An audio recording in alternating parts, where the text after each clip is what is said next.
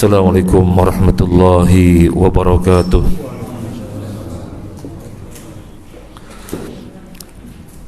Bismillahirrahmanirrahim. Alhamdulillahi rabbil alamin. Wa bihi nasta'inu ala umurid dunya waddin. Wassalatu wassalamu ala ashrafil anbiya'i wal mursalin Sayyidina Muhammadin wa ala alihi wa ashabihi ajma'in. Wa la hawla wa la quwwata illa billahil aliyyil azim. Allahumma inna nas'aluka ilman nafi'a wa rizqan tayyiban wasi'a wa amalan mutaqabbala, amin ya rabbal alamin. Para jamaah rahimani wa rahimakumullah, kita mengkaji akidah Imam Asy-Syafi'i yang ditulis oleh Profesor Dr. Abdullah bin Abdul Aziz Al-Anqari hafidhallahu wa ghafara lahu wa rahima lahu wa lana wa liwalidina wa li asatidina wa li masyayikhina wa li jamil muslimin wal muslimat, amin ya rabbal alamin. Kenapa kita memilih buku ini? Karena di negeri kita bisa dikatakan kaum muslimin bermadhab Asy-Syafi'i, dan memang barangkali itu diproklamirkan Asia Tenggara, khususnya Indonesia, adalah bermadhab Syafi'i. Sampai sebuah organisasi besar Indonesia, di dalam ADART-nya di sana disebutkan kami menganut fikih madhab Syafi'i, tapi disebutkan hanya fikih. Kami menganut fikih madhab Syafi'i dan kami berakidah Asy'ari dan Maturidi. Jadi dibedakan. Makanya perlu kita bahas apakah Imam Syafi'i diambil fikihnya saja, dan itu memang yang terjadi. Ketika kita bicara dengan beberapa orang, kenapa tidak berakidah sebagaimana Imam Syafi'i? Oh, kami dari Imam Syafi'i ngambil fikihnya saja. Loh, kenapa? Kenapa tidak keseluruhannya? Karena beliau imam besar, imam ahli sunnah, beliau mutakhasis di fikih, apa begitu? Beliau spesialisasinya adalah fikih, apa begitu? Masya Allah, keliru. Makanya kita perlu mempelajari, ya. Kita perlu mempelajari bagaimana akidah Imam Syafi'i, yang tidak lain adalah akidah as-salafus salih. Nah, kemudian insyaallah sudah megang buku masing-masing, karena ngaji kalau ada kitabnya itu terasa lebih ngaji. Kalau tidak ada kitabnya kurang ngaji, ya. Kecuali kalau tematik ya apa insidental silahkan. Tapi kalau sudah rutin mengkaji kitab, sebaiknya kita memegang kitab. Memang butuh bulghah, pondok, kata Imam Syafi'i.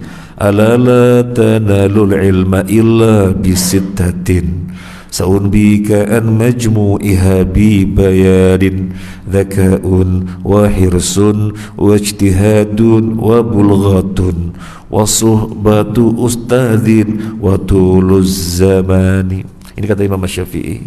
Untuk meraih ilmu ada 6. Salah satunya siap bulghah, siap bondo. Dan Imam Syafi'i sedemikian rupa, saya harus bekerja dulu dapat duit untuk bisa terus menuntut ilmu. Nah, langsung saja kita ke halaman 19.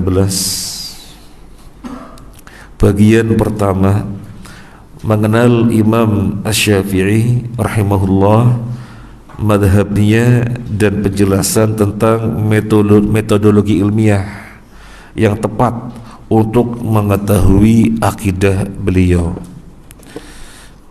Pertama, biografi singkat Imam Asy-Syafi'i. Jadi kalau misalnya kok cuma sedikit sekali, ya namanya saja singkat. Biografi singkat Imam Asy-Syafi'i. Nama Imam Asy-Syafi'i rahimahullah, beliau Abu Abdullah Muhammad bin Idris bin Abbas bin Utsman bin Syafi'i bin As-Sa'ib bin Ubaid bin Abdi Yazid bin Hashim bin Al-Muttalib bin Abdi Manaf. Jadi nama aslinya Muhammad. Nama aslinya Muhammad, kuliahnya Abu Abdullah. Dia keturunan Bani Muttalib, anak paman Rasulullah sallallahu alaihi wasallam. Nasab ini disebutkan oleh murid beliau Ar-Rabi bin Sulaiman dalam muqaddimah kitab Ar-Risalah. Jadi bahasa kita, beliau seorang Habib, ya. Beliau seorang Habib, keturunan Nabi sallallahu alaihi wasallam.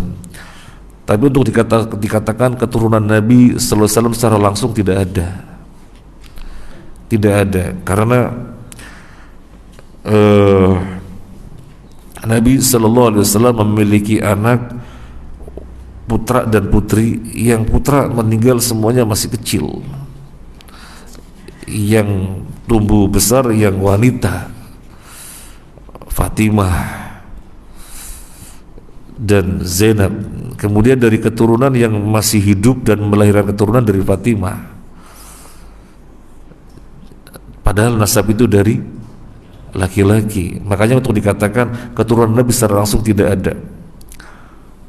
Tetapi Nabi mengatakan ahli bait, di mana beliau bersabda, kiamat tidak akan terjadi sehingga Arab membaiat seseorang yang dia dari keturunanku, yang dia adalah dari keturunanku, dari garis Fatimah radhiyallahu anha. Jadi yang disebut Habib keturunan Nabi tidak langsung, karena Nabi anak laki-lakinya wafat sejak kecil, yang ada adalah wanita dan nasab itu dari laki-laki. Kelahiran Imam Asy-Syafi'i dan pertumbuhannya. Imam Asy-Syafi'i lahir pada tahun 150 Hijriah. Sekarang tahun berapa? 1444. Jadi berapa tahun yang lalu?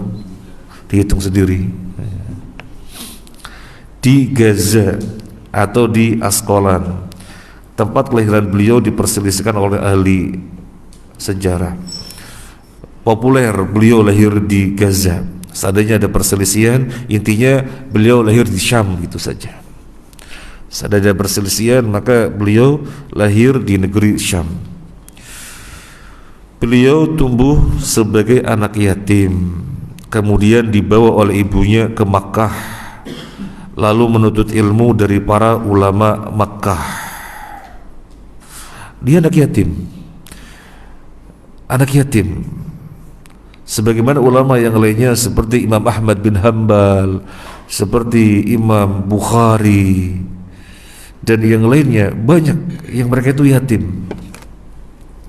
Dan apakah dari awal Imam Asy-Syafi'i itu memiliki harta warisan dari ayahnya sebagaimana Imam Bukhari?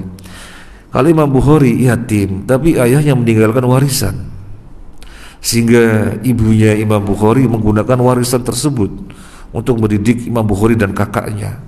Dibawa ke Mekah, ke Hijaz, kemana, melalang buana dengan ilmu, dengan harta yang ditinggalan oleh ayahnya. Meskipun ya tentunya Imam Bukhari harus berjuang mencari tambahan juga. Tapi Imam Syafi'i apakah demikian? Kita bacakan pernyataan Imam Syafi'i sendiri. Yaqulu an nafsihi, Imam Syafi'i berkata tentang dirinya, hafiztul Quran wa ana ibnu sab'i sinin wa hafiztul Muwatta wa ana ibnu asyri sinin. Saya sudah hafal Al-Quran ketika saya berumur 7 tahun, dan saya hafal Muwatta, kitab hadis milik Imam Malik, ketika berumur 10 tahun. Kuntu yatiman fi hijri ummi, aku anak yatim di bawah asuhan ibuku. Walam yakun laha ma tu'tihi lil muallim, ibuku tidak memiliki sesuatu yang bisa dikasihkan kepada guru. yang tidak bisa dikasihkan kepada Pak Guru, ya SPP bahasa kita tidak punya. Wa kana al-muallim qad radiya minni an akhlifahu idza qama, tetapi muallim telah ridho, enggak ada SPP enggak apa-apa, karena memang enggak punya. Telah ridho kepadaku, aku menggantikan beliau setiap kali beliau sudah selesai. Setiap kali beliau sudah berdiri, aku menggantikan posisi beliau. Jadi membikin halaqah menggantikan gurunya, karena memang cepatnya beliau di dalam belajar. Cepatnya beliau di dalam belajar. Wa ukhaffifu anhu, dengan cara demikian aku meringankan guru. Tidak ada SPP, tidak ada SPP karena ibuku nggak punya apa-apa. Tapi kalau guru sudah selesai, aku menggantikan beliau dengan halaqah. Maka ini meringankan guru saya, meringankan guru. Nah, itu tentang Imam Syafi'i, yatim sejak kecil. Saat beliau telah mampu memberikan fatwa dan sudah layak untuk dijadikan imam, beliau pun pindah ke Madinah, lalu berguru kepada para ulama di sana. Salah satu gurunya yang mulia adalah Imam Malik. Jadi mengembara menuntut ilmu dimulai dari Makkah, kemudian ke Madinah, nanti kemana lagi? Kemana-mana sampai ke Baghdad. Baik, kemudian Imam Syafi'i pergi ke Yaman dan menimba ilmu dari para ulamanya dan bekerja di sana. Bekerja di sana. Ya, bagaimana untuk bisa menopang kebutuhan hariannya, termasuk untuk membeli kertas atau membeli pena, ya harus berbarengan dan kerja. Dan disebutkan tentang beliau, suatu hari di dalam masa belajarnya sudah gak ada apa-apa yang bisa digunakan untuk membantu belajarnya. Kertas gak punya. Akhirnya beliau mengumpulkan tulang-tulang karena tidak punya kertas. Beliau mengumpulkan tulang-tulang, ilmunya ditulis di tulang-tulang karena gak punya kertas, gak punya duit buat beli kertas. Kemudian kalau tulang-tulangnya sudah diisi penuh, disimpan ilmunya di tulang itu dalam botol. Nanti ngambil tulang lagi, ditulis, dimasukkan dalam botol. Allahu Akbar. Kita sekarang kertas berlebih, Masya Allah, ada fadlu minallah ya. Sehingga sangat mudah sekali kalau kita mau mencatat ilmu. Beliau memiliki prestasi yang baik di Yaman, namun beliau dituduh memberontak kepada Khalifah Harun ar-Rasyid, sehingga sang imam pun digelandang dalam keadaan terikat ke kota Baghdad, ibu kota negara pada waktu itu. Namun akhirnya terbukti bahwa Imam Syafi'i rahimahullah tidak bersalah, sehingga khalifah pun akhirnya menghormati beliau. Selanjutnya sang imam kembali ke Makkah. Jadi dituduh memberontak kepada khalifah ketika itu Harun ar-Rasyid. Kemudian digelandang, dikirim ke Baghdad, ibu kota waktu itu. Dan ternyata tidak terbukti, maka dimaafkan dan khalifah sangat menghormatinya. Para ulama hidupnya berhadapan dengan penguasa itu memang banyak yang demikian. Ibnu Taimiyah berhadapan dengan penguasa, keluar masuk penjara. Demikian juga Imam Ahmad. Nah sekarang Imam Syafi'i ya. Karena untuk membela hak, membela kebenaran, seringkali harus mendapatkan resiko yang demikian, dipenjara, disiksa. Dan Ibnu Taimiyah malah banyak dari umurnya di penjara, tetapi bukan nganggur di penjara, nulis ilmu, sehingga dirasakan kaum muslimin sampai sekarang ini. Nah, kemudian dari Baghdad beliau kembali ke Mekah. Pada tahun 195 Hijriah, berarti umur berapa tahun? 45. Imam Asy-Syafi'i pergi ke Irak dan tinggal di sana selama 2 tahun. Beliau disanjung oleh penduduk Irak, terutama oleh para ulamanya, karena sang imam membela sunnah dan ahlu sunnah. Bahkan sebagian ahli bid'ah pun terpengaruh oleh beliau sehingga meninggalkan bid'ah mereka. Abu Thawr awalnya ahli bid'ah, menjadi muridnya, menjadi ulama ahlu sunnah. Kemudian Al-Karabisi awalnya ahlu bid'ah, kemudian menjadi ahlu sunnah, meskipun kemudian dia tergelincir lagi. Banyak ulama-ulama ahli bid'ah yang kemudian sadar kepangkuan sunnah, Abi Taufik minallah melalui Imam Asy-Syafi'i. Di sini disebutkan bahkan sebagian ahli bid'ah pun terpengaruh oleh beliau sehingga meninggalkan bid'ah mereka, sebagaimana akan dijelaskan nanti dengan pertolongan Allah. Nanti disebutkan pada lembar yang berikutnya. Pada tahun 199 Hijriah atau tahun 200 Hijriah, Imam Asy-Syafi'i pergi ke Mesir dan menetap di sana sampai beliau wafat tahun 204 Hijriah. Dan madhabnya berpengaruh di Mesir, di mana awalnya yang berkembang di Mesir adalah Maliki dan Hanafi, tapi kemudian Imam Asy-Syafi'i menetap di sana, menjadikan madhabnya dipelajari. Nanti insya Allah kita jumpai juga pada lembar-lembar berikutnya. Itu tentang kelahiran Imam Asy-Syafi'i dan pertumbuhannya.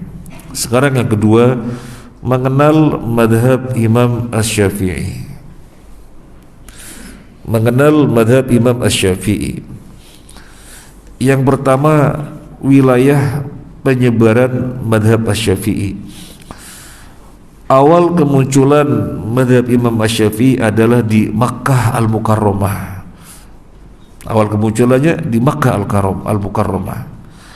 Keberadaan sang imam di Mekah memberi andil besar yang membuatnya dikenal oleh masyarakat, karena kota mulia ini merupakan tujuan orang-orang berhaji dan umrah dari berbagai penjuru dunia. Orang haji dan umrah kemana? Ke Mekah. Dan keberadaan beliau di Mekah, maka beliau rahimahullah ta'ala sangat dikenal. Tinggalnya beliau di Baghdad juga merupakan sebab tersiarnya madhab Imam Asy-Syafi'i, karena pada masa itu Baghdad merupakan pusat khilafah, pusat negara atau pusat kerajaan. Di sanalah tempat berkumpulnya para ulama kaum muslimin, juga merupakan kota yang dituju oleh para penuntut ilmu dari berbagai daerah. Baghdad ketika itu kota ilmu, tempat para ulama tinggal, sehingga para penuntut ilmu banyak menyengaja menuju Baghdad. Di antara bukti yang menunjukkan kedudukan Imam Asy-Syafi'i adalah bahwa kitab beliau yang bernama Al-Hujjah, yang nama kitab Al-Hujjah yang beliau tulis di Irak, telah diriwayatkan oleh 4 ulama paling terkenal di Irak. Imam Ahmad bin Hanbal, yang kita tahu Imam Ahmad ulama besar, kemudian Abu Thawr, Az-Za'farani dan Al-Karabisi. Ini 4 ulama ternama di Irak. Jadi mereka 4 ulama ternama di Irak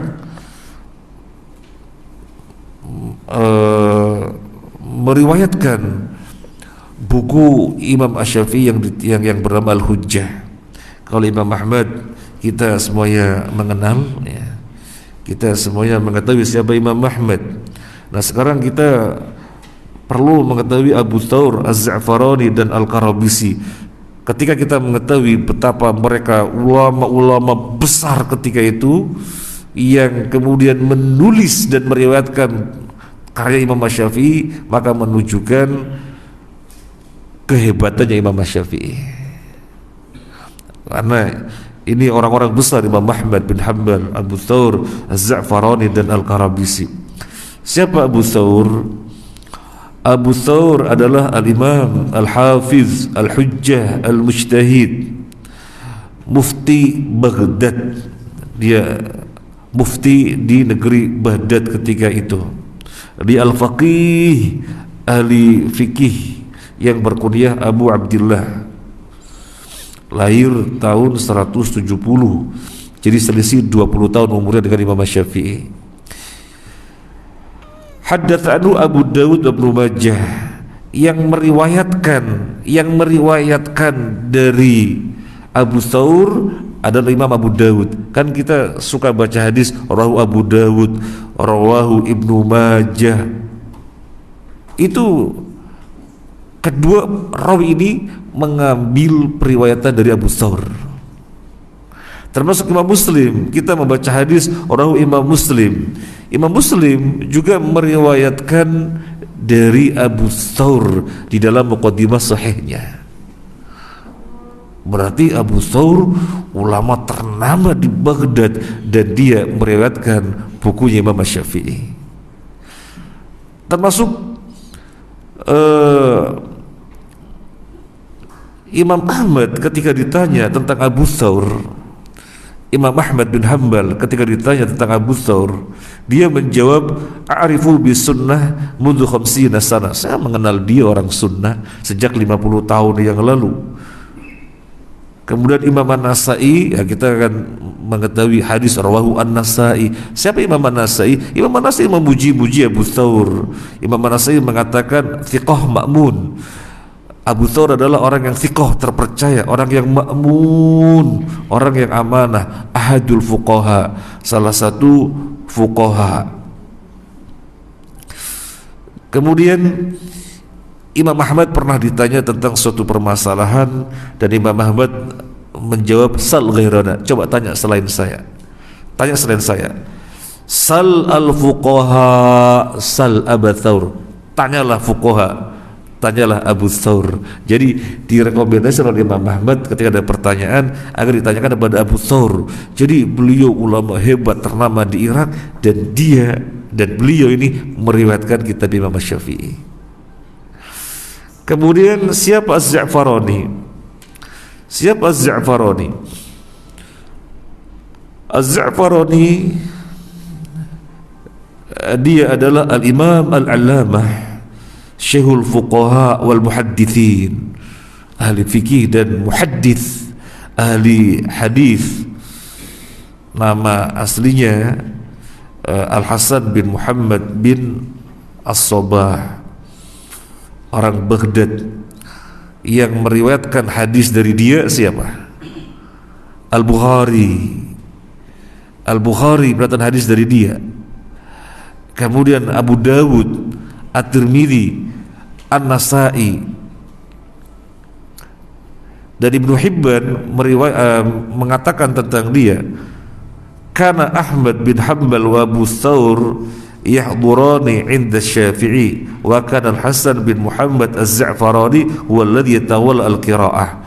Suatu ketika Imam Ahmad dan Abu Thawr hadir di majelisnya Imam Syafi'i, berguru. Abu Thawr dan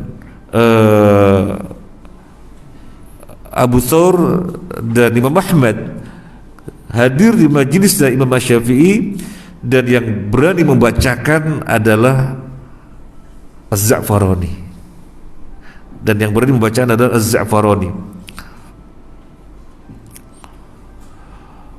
Az-Za'farani pernah mengatakan, qadima alaina Syafi'i wastama'na ilaihi faqala iltamisu man yaqra' lakum falam yajtari ahadun ay yaqra' alaihi ghairi.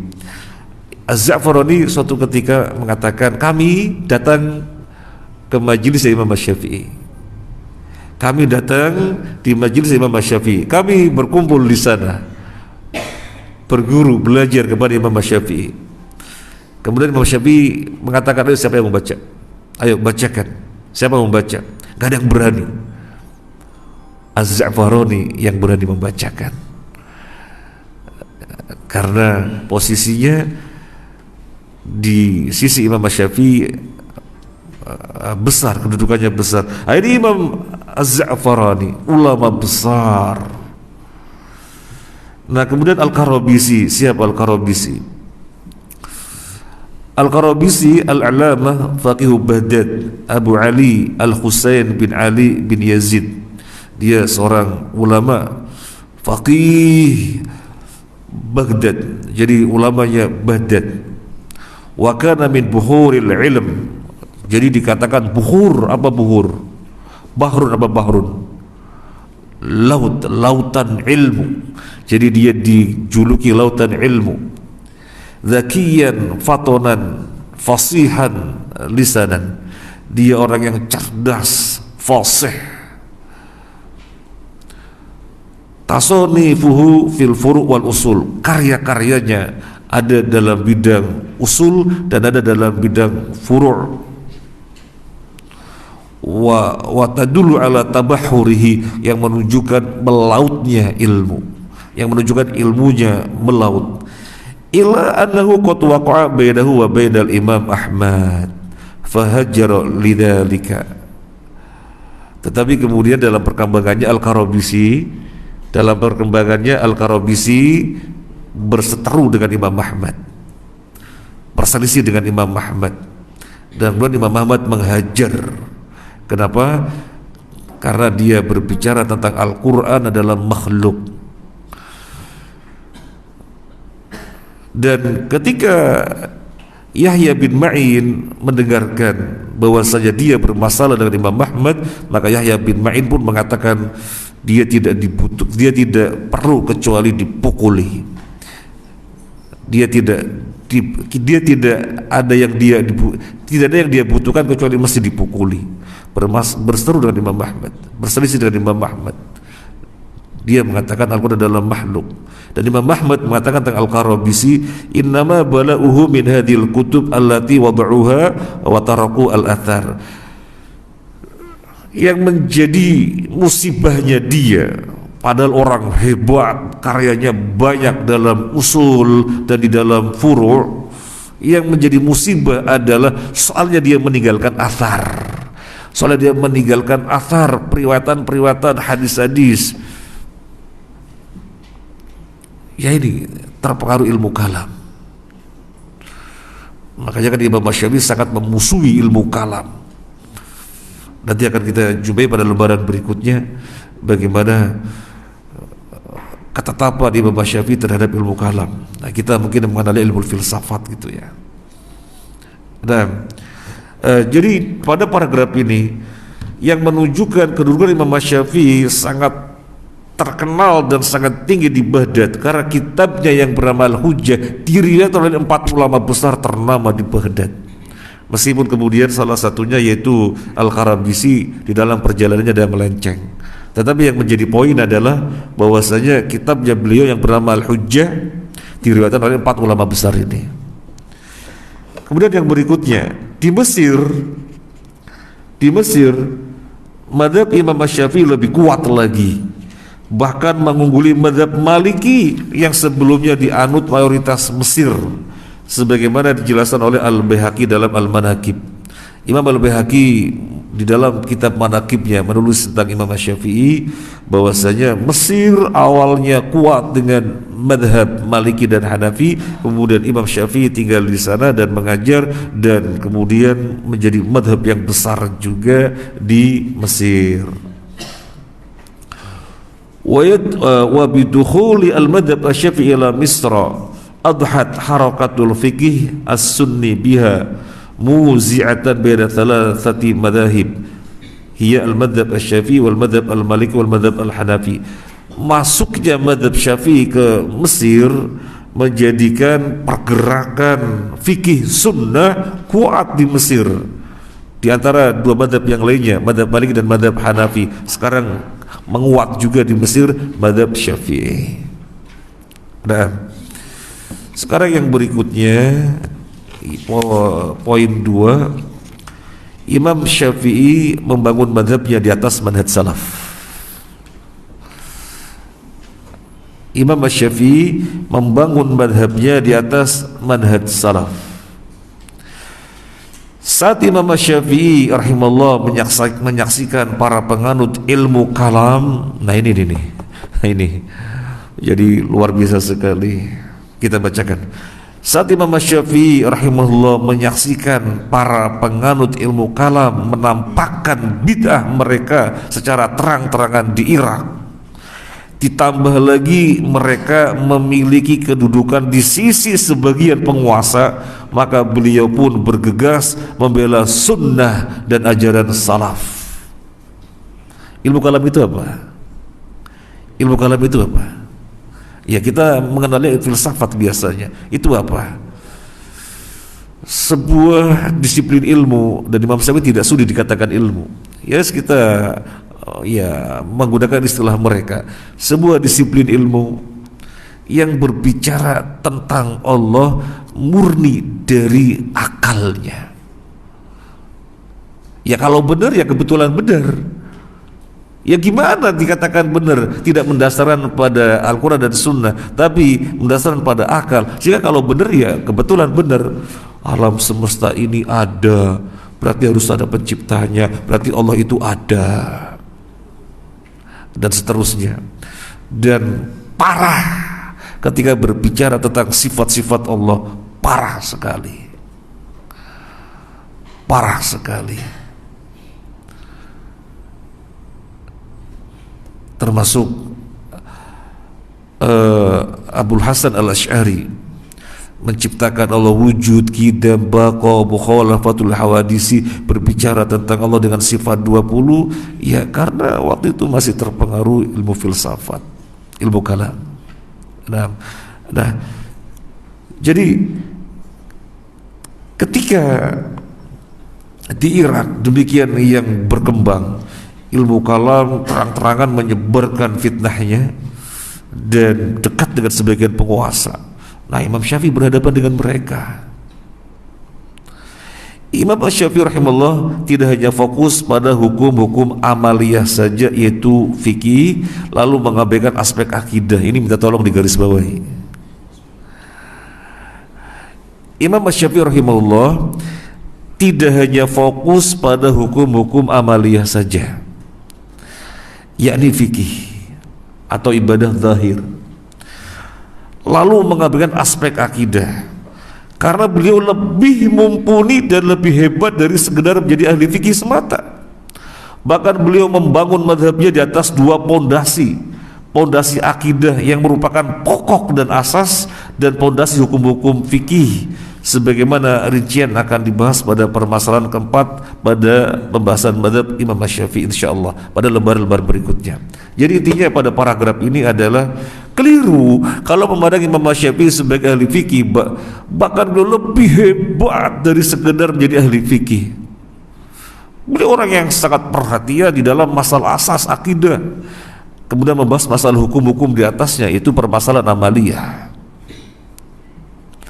Yang berikutnya, dengan sebab itulah Imam Syafi'i rahimahullah memusatkan perhatiannya untuk membantah ahli kalam terkait sikap mereka terhadap sunnah, dan juga membela sunnah serta menjelaskan hujjiyah, keabsahan sunnah sebagai sumber hukum.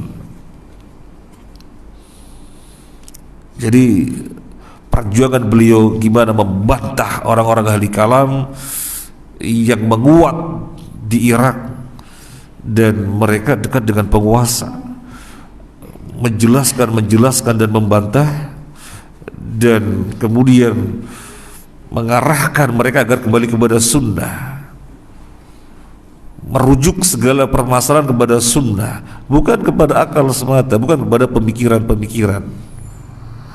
Kemudian menentang orang-orang yang menghujat, merendahkan khabar-khabar hadis, yaitu orang ahli kalam, gak butuh itu hadis-hadis. Nah, Imam Syafi'i menghadapi mereka. Oleh karena itu di Irak beliau diberi gelar Nasirus Sunnah, pembela sunnah. Ini beliau mendapat gelar di Irak Nasirus Sunnah, pembela sunnah, karena orang-orang dihadapi adalah orang-orang ahli kalam yang menghindarkan diri dari hadis-hadis, bicara tentang Allah dengan akal semata. Nah, kenapa diberi gelar Nasirus Sunnah? Karena saking besarnya jasa beliau dengan izin Allah di dalam membela sunnah. Saat itu Imam Asy-Syafi'i juga membantah ilmu kalam dan para penganutnya dengan bantahan yang keras. Bahkan fatwanya yang terkenal terkait hukum bagi para penganut ilmu kalam adalah mereka dipukul dengan pelepah korma dan diarak keliling negeri, keliling suku kabilah, kemudian diteriakin. Ini hukuman bagi orang yang meninggalan Al-Quran dan Sunnah dengan menganut ilmu kalam. Itu keputusan Imam Asy-Syafi'i untuk orang-orang ahli kalam. Pukuli dengan pelepah korma, diarak keliling negeri sambil diteriakin. Ini hukuman. Ini hukuman akibat meninggalan Al-Quran dan Sunnah. Imam Adz-Dzahabi berkata, Imam Adz-Dzahabi yang menulis buku Syiar A'lamin Nubala. Jadi kalau pengen melihat tentang siapa yang dikenal di dalam perjalanan sejarah Islam, lihat kitab Syiar A'lamin Nubala berjilid-jilid. Jadi sepanjang rak Syiar A'lam Nubala semuanya di kantor yayasan ada. Nah, Imam Adz-Dzahabi mengatakan setelah membawakan ketetapan Imam Asy-Syafi'i bagi penganut ilmu kalam tersebut, sepertinya ini mutawatir dari Imam Asy-Syafi'i. Jadi Imam Adz-Dzahabi mengomentari ketetapan atau hukum dari Imam Asy-Syafi'i untuk ahli kalam, yaitu dengan cara apa? Ketetapannya apa? Dipukuli dengan pelepah korma, kemudian diarak keliling negeri sambil diteriaki. Ini mutawatir. Ini komentar dari Imam Adz-Dzahabi. Telah masyhur dari Imam Asy-Syafi'i bahwa beliau menyatakan ilmu kalam itu adalah maksiat terbesar terhadap Allah setelah kesyirikan. Memang maksudnya mau mengagungkan Allah, tapi dengan pemikiran dan akal semata, maka yang terjadi fatal, kesalahan-kesalahan yang luar biasa, apalagi berbicara tentang sifat-sifat Allah. Maka Imam Syafi'i mengatakan maksiat terbesar setelah kesyirikan adalah ilmu kalam. Maksiat terbesar setelah belajar kesyirikan adalah ilmu kalam. Beliau juga menyebutkan bahwa para penganut ilmu kalam itu tidak termasuk golongan ulama. Jadi tidak ada seseorang yang mewasitkan suatu wasiat kepada ahli ilmu, maka ahli kalam tidak termasuk ke dalam cakupan wasiatnya. Ini kata Imam Syafi'i.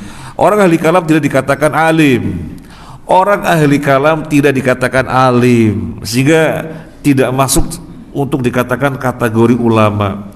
Kalau kemudian dikatakan berwasiat kepada ahli ilmu, orang ahli kalam tidak boleh masuk di dalamnya. Orang ahli kalam tidak boleh masuk di dalamnya, karena ahli kalam bukan alim, bukan ulama. Ini kata Imam Syafi'i, ini keputusan beliau. Begitu juga apabila ada seseorang mewasiatkan kitab-kitab ilmunya, maka kitab-kitab tentang ilmu kalam tidak termasuk ke dalam kitab-kitab yang diwasiatkan. Kalau misalnya saya mewasiatkan ini ilmu untuk terus dipelajari, maka tidak masuk ke dalamnya dari ilmu kalam, karena ilmu kalam bukan ilmu. Karena ilmu kalam bukan ilmu.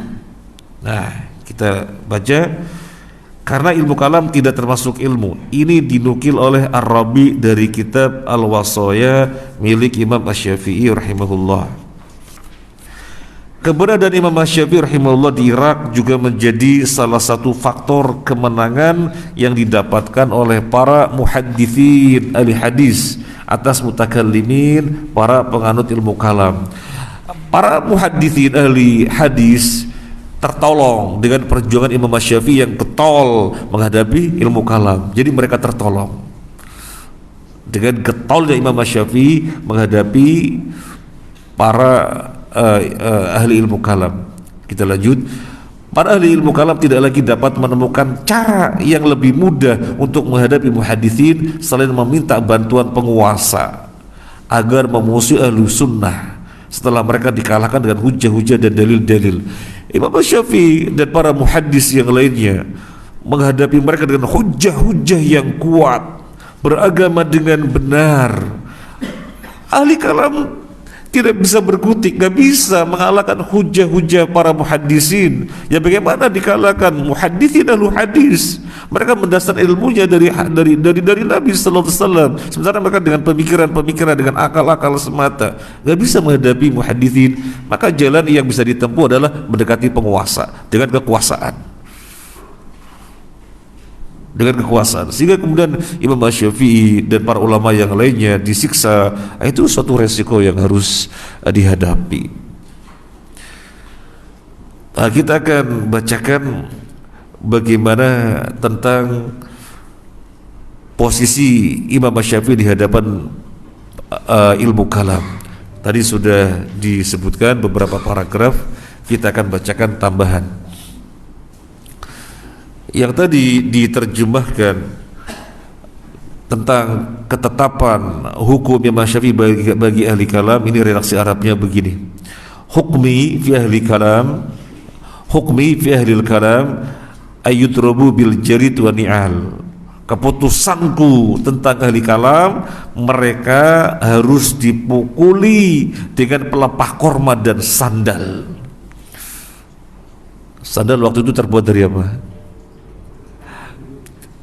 Terbuat dari, ya sallallahu, bisa jadi kayu. Jadi pukuli mereka dengan pelepah korma dan sandal.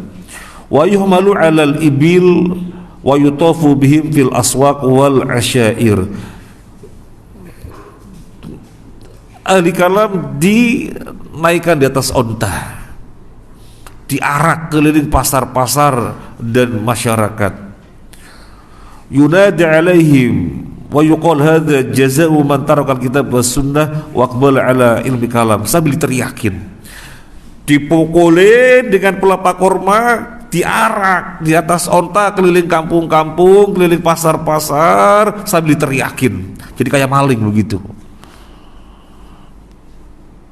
kayak maling diteriakin biar kapok. Wa qal madhhabi fi ahli al-kalam takni'u ru'usihim bisiyat wa tashriduhum fil bilad. Madhabku, kata Imam Syafi'i, madhabku berkaitan dengan ahli kalam, mereka dirasakan, biar mereka merasakan puas di kepalanya dengan apa? Dengan dicambuki. Ini ucapan beliau yang lainnya. Orang ahli kalam biar dipuaskan pada kepalanya dengan cambuk. Kenapa dipuaskan pada kepalanya? Seorang berdasarkan agama pada akal semata, maka biar mereka merasakan puas pada kepalanya dengan dicambuki. Wa tashriduhum, yang mana tadi hilang?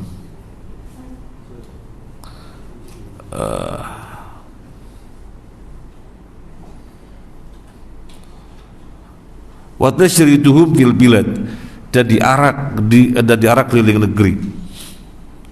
Kemudian waqala, Imam Syafi'i juga pernah mengatakan, hukmi fi ahli kalam hukmu Umar fi sabih. Ketetapanku untuk ahli kalam adalah sebagaimana ketetapan Umar bin Khattab kepada seseorang yang namanya Sabih. Pernah dengar kisah Umar bin Khattab dengan Sabih? Sabih itu salah satu tentara kaum muslimin yang ada di Irak. Waktu itu Umar bin Khattab adalah khalifah. Gubernur Irak adalah Abu Musa al-Asy'ari radhiyallahu anhu, sahabat besar Abu Musa al-Asy'ari. Nah, Sabih dia itu banyak berbicara tentang ayat-ayat mutasyabihat ke masyarakat, sehingga masyarakat menjadi bingung gara-gara ulah dia. Ya, kalau diajak orang yang sama-sama thalibul ilmi tentang ayat mutasyabihat, maka bisa memahaminya sehingga menjadi muhkam. Kita paham ayat mutasyabihat. Al-Quran ini model redaksinya ada dua, muhkamat dan mutasyabihat. Kalau muhkamat itu ayat-ayat yang dibaca langsung gamblang maknanya, Tapi kalau model mutasyabihat tidak langsung gamblang, bahasa kita ambigu, bisa dipahami A dan bisa dipahami B. Terus yang mana? Sebenarnya gak ada permasalahan. Untuk bisa dipahami secara muhkamat, jelas gamblang, lihat ayat-ayat yang lain yang menjelaskannya. Kalau tidak ada, maka lihat hadis Nabi SAW yang menjelaskannya. Dan redaksi muhkamat dan mutasyabihat memang Allah sudah tetapkan demikian. Allah nyatakan di dalam awal Ali Imran ayat 7. Di awal Al-Imran di ayat 7, walladzi anzala 'alaikal kitaba والذي أنزل عليك الكتاب منه آيات محكمات هن أم الكتاب وأخر متشابهات فأما الذين في قلوبهم زيغ فيتبعون ما تشابه منه ابتغاء الفتنة وابتغاء تأويله وما يعلم تأويله إلا الله والراسخون في العلم يقولون آمنا به كل من عند ربنا وما يذكر إلا أولو الألباب. Jadi Allah sudah menyatakan redaksi Al-Quran itu ada muhkamat, ada mutasyabihat.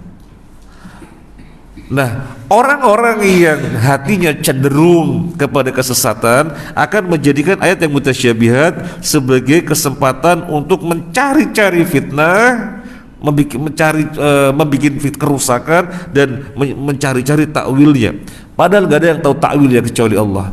Gak ada yang tahu maksudnya kecuali Allah. Caranya bagaimana? Lihat ayat lain yang menjelaskannya. Lihat ayat yang lain yang menjelaskannya.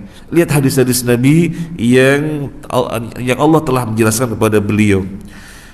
Kalau orang yang tidak orang yang tidak cenderung kepada kesesatan, mereka mengatakan warasikhuna fil ilmi yaquluna amanna bi kullu min indi rabbina. Orang yang tumancap ilmunya, arasikhuna fil ilmi, mengatakan semuanya dari Allah. Yang muhkamat dan mutasyabihat semuanya dari Allah. Bagaimana yang mutasyabihat biar dipahami muhkamat? Ya dipahami dengan semestinya. Nah, Sobih nggak demikian. Sobih menyampaikan ayat mutasyabihat sehingga membuat resah. Beritanya kemudian sampai kepada Abu Musa al-Asy'ari, gubernurnya radhiyallahu an. Abu Musa al-Asy'ari melaporkan kepada Khalifah Amirul Mukminin di Madinah. Maka Amirul Mukminin mengatakan, kirim dia kemari, kirim Sobih kemari. Dia datang di hadapan Umar, dia mengatakan, ana Abdullah, saya hamba Allah, Sobih. Umar pun menjawab, ana Abdullah, Umar bin Khattab, saya juga hamba Allah, Umar bin Khattab. Kemudian Umar bin Khattab langsung menghukum, dipukuli punggungnya sampai berdarah-darah, dipukuli sampai berdarah-darah dan dibiarkan. Kemudian Umar bin Khattab datang lagi, dipukuli lagi sampai berdarah-darah.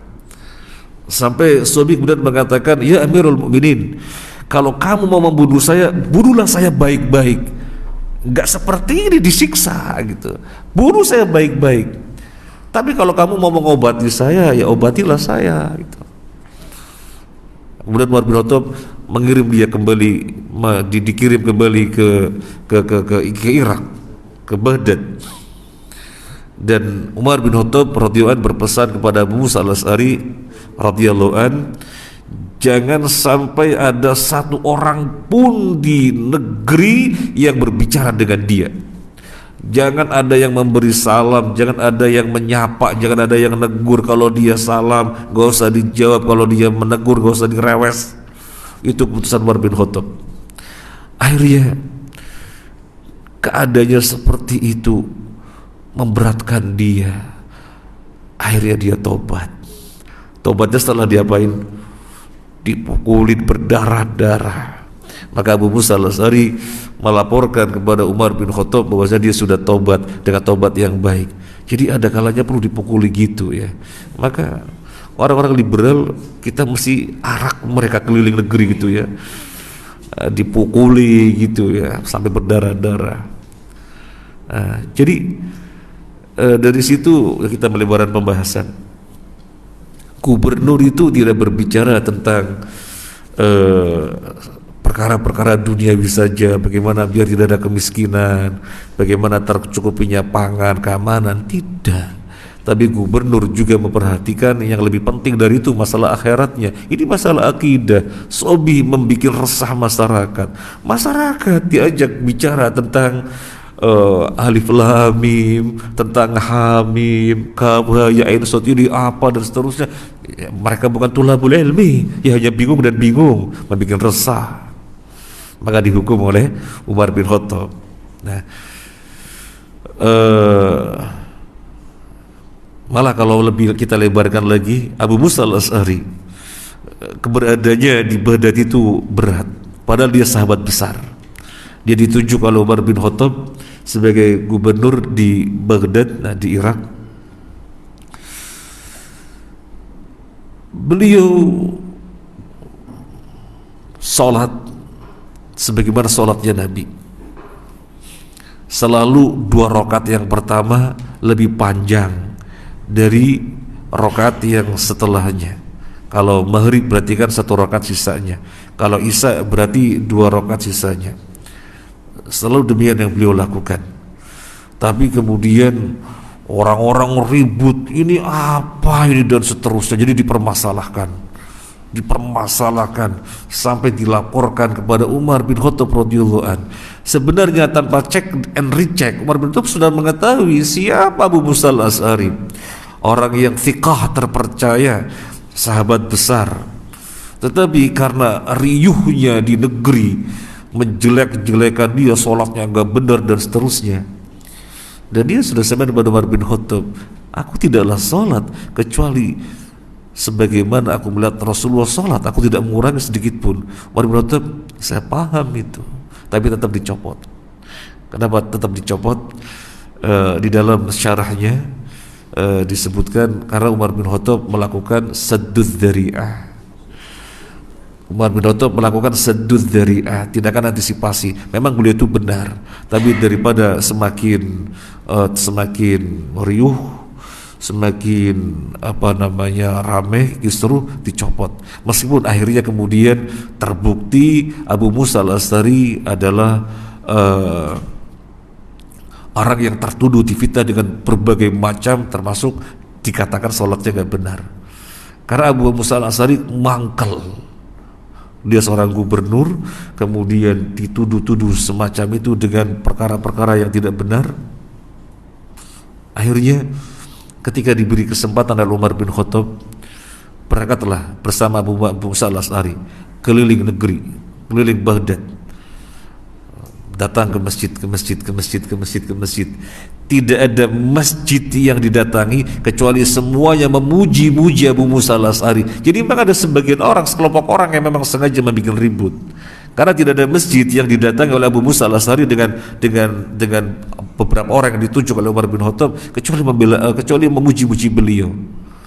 Kemudian datang di suatu masjid, nah ini satu-satunya masjid yang didatangi oleh Abu Musa al-Asy'ari radhiyallahu an. Kemudian dia ditanya bagaimana Abu Musa al-Asy'ari, orangnya jelek, begini, kejelekan toh. Maka Abu Musa al-Asy'ari berdoa. Dia merasa dizalimi, maka Abu Musa al-Asy'ari berdoa. Kalau di dalam hadis Bukhari Muslim disebutkan namanya dia itu. Nah, Abu Musa al-Asy'ari berdoa, ya Allah, panjangkanlah umur dia, dan janganlah engkau matikan kecuali dia menghadapi ujian. Apa yang terjadi? Yang terjadi, orang ini sebagaimana orang melihatnya langsung dan meriwayatkan, dijumpai umurnya sampai panjang, sampai alisnya putih menutupi mata. Dia di jalan-jalan gangguin para wanita gitu, sambil teriak-teriak, aku terkena doanya Abu Musa, sambil teriak-teriak. Nah, berarti Abu Musa al-Asy'ari menerapkan doanya Nabi, dizalimi kemudian mendoakan keburukan. Boleh apa tidak? Boleh, dan tidak dosa. Orang yang dizalimi kemudian mendoakan keburukan orang berbuat zalim tidak dosa. meskipun yang terbaik memaafkan, ya, meskipun yang terbaik memaafkan. La yuhibbullahu al-jahra bisu'i minal qawli illa man zulim. La yuhibbullahu al-jahra bisu'i, Allah tidak mencintai, Allah tidak menyukai ucapan keburukan yang terucap, yang disampaikan illa man zulim, kecuali orang yang dizolimi. Dan seterusnya ayat ini yang menunjukkan kalau memang memaafkan memang lebih baik. Nah kalau bapak ibu dizolimi, mendoakan keburukan apa memaafkan? Memaafkan lebih baik, ya. Memaafkan lebih baik. Karena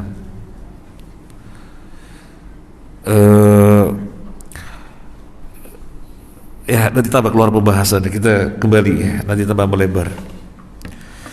Kemudian tadi Imam Syafi'i mengatakan keputusanku untuk ahli kalam adalah hukum Umar fi sabih. Keputusan untuk orang ahli kalam adalah sebagaimana Umar terhadap sabih yang tadi ceritanya.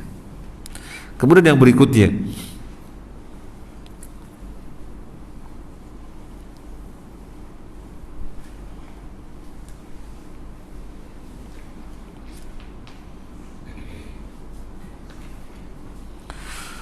ini ada sebuah kisah seorang ahli kalam datang kepada Imam Syafi'i.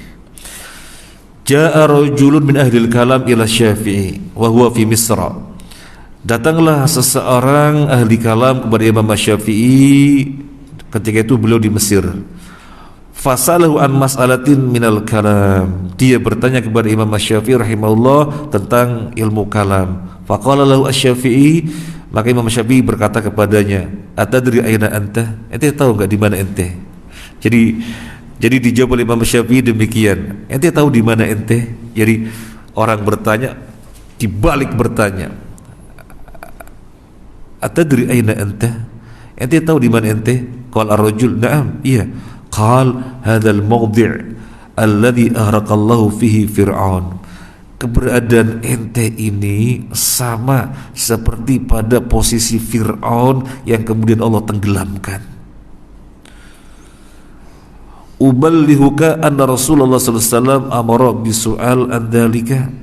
Saya sampaikan kepada anda, malah dinasihati oleh Imam Syafi'i.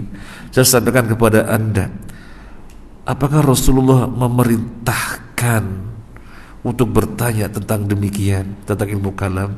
Qala la. Qal takallama fi sahabah. Apakah sahabat berbicara tentang ilmu kalam? Qala la, tidak. Qal hal tadri kam najman fi sama. Coba tolong ente jawab ya, bintang di langit ada berapa?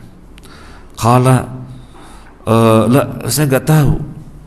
Kemudian Imam Syafi'i lebih lanjut bertanya, faqau kabun minha ta'rif jinsahu. Bintang-bintang ini ente tahu jenisnya apa saja? Tulu'ahu, terbitnya, apa lagi nih?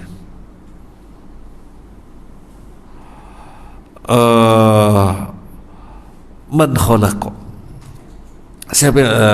Bukan man, mimma khuliqa, untuk apa dia diciptakan? Ya. Berapa jumlah bintang-bintang di langit? Berapa jumlahnya? Nggak tahu. Jenisnya apa saja? Terbitnya bagaimana? Untuk apa diciptakan? Kamu tahu? Enggak. Qal fa syai'un tarahu bi'ainika minal khalqi lasda ta'rifuhu tatakallam fi ilmi khaliqihi. Ini wujud-wujud yang ente lihat dengan mata ente. Ente nggak tahu.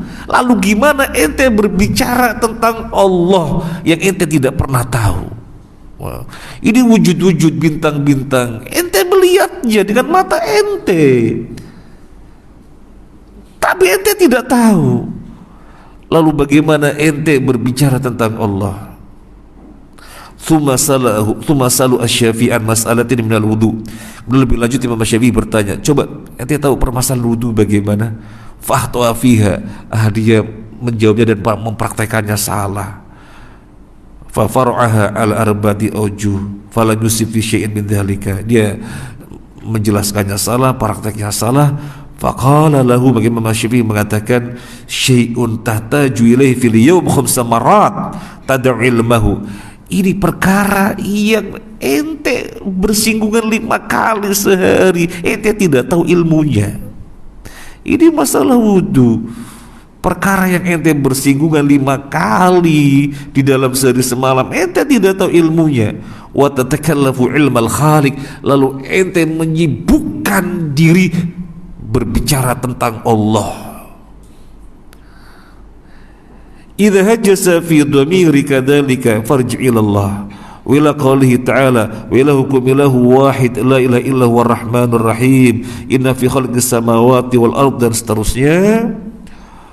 Singkat cerita, akhirnya orang ini sadar, tobat, ya. Jadi orang ahli kalam ini kan berbicara tentang ketuhanan, murni dengan akalnya.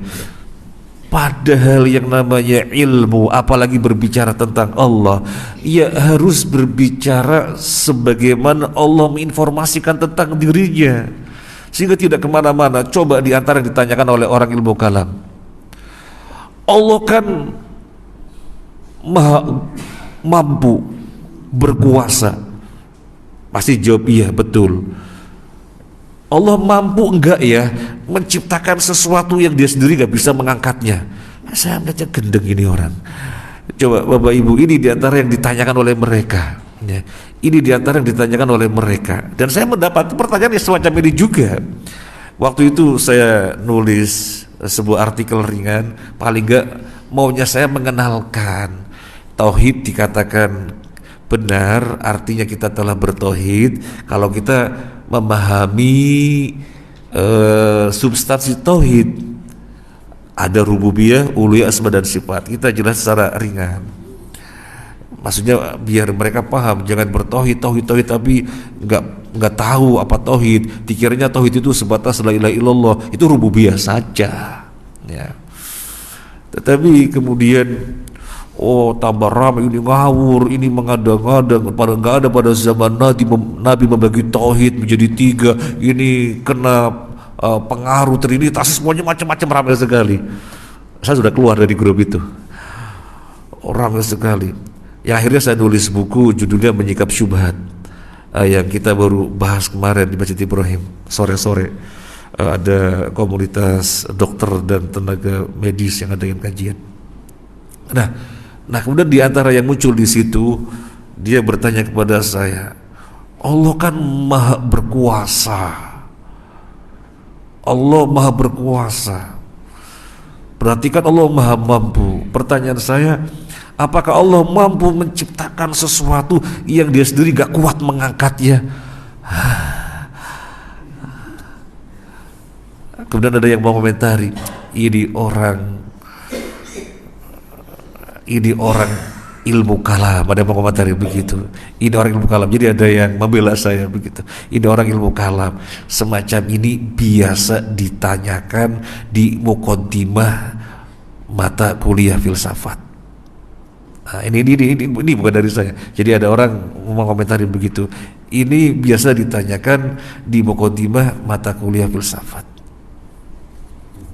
Ada ya semacam itu. Apa manfaatnya berbicara tentang Tuhan, ya, berbicara tentang Tuhan, tentang Allah Azza wa Jalla, tetapi tidak dari dasar.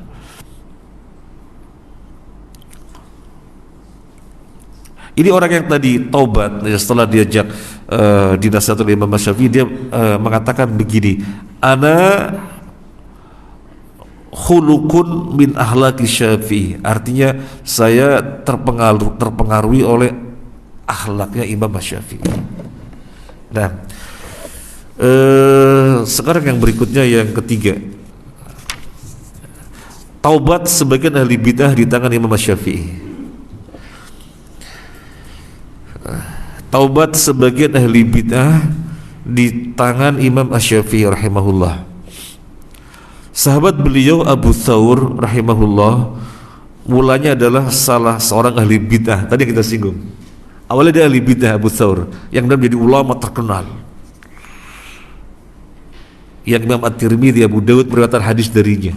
Awalnya ahli bidah, sebelum dia mendapatkan hidayah dari Allah melalui jasa Imam Asy-Syafi'i. Dia berkata, laula anna Allah manna alayya bisyafi'i lalaqaitu Allah wa ana dhallun. Seandainya bukan karena Allah memberiku petunjuk melalui Asy-Syafi'i, niscaya aku berjumpa dengan Allah dalam keadaan sesat. Abu Thawr rahimahullah juga berkata, lamma warada Syafi'i al-Iraq ja'ani Husain al-Qarabisi wa qala qad warada rajulun min ashabil hadith yatafaqqahu faqum bina nashar bihi fasalahu al-Husain an mas'alatin falam yazal asy-Syafi'i yaqul qala Allah wa qala Rasulullah sallallahu alaihi wasallam hatta adlama alaina al-baitu wa tarakna bid'atana wattaba'nahu. Tatkala Asy-Syafi'i datang ke Irak, aku didatangi oleh Husain al-Qarabisi. Dia berkata, telah datang seorang ahli fikih, ahli ilmu dari kalangan ashabul hadis. Mari kita taklukkan dia dengan mendebatnya. Ini al-Qarabisi.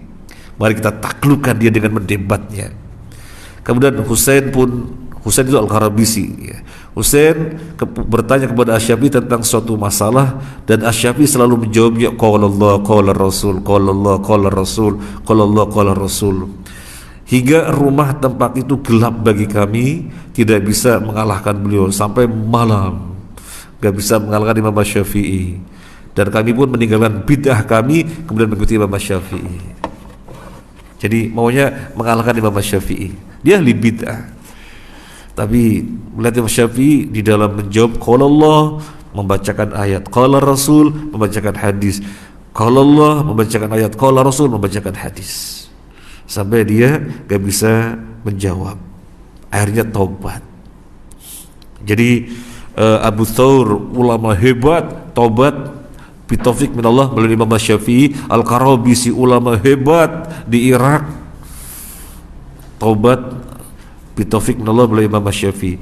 Abu Thawr berkata lagi, kuntu ana wa Ishaq bin Rahawai wa Husain al-Qarabisi wa dzakara jama'ah minal Iraqiyin ma tarakna bid'atana hatta ra'ayna Syafi'i.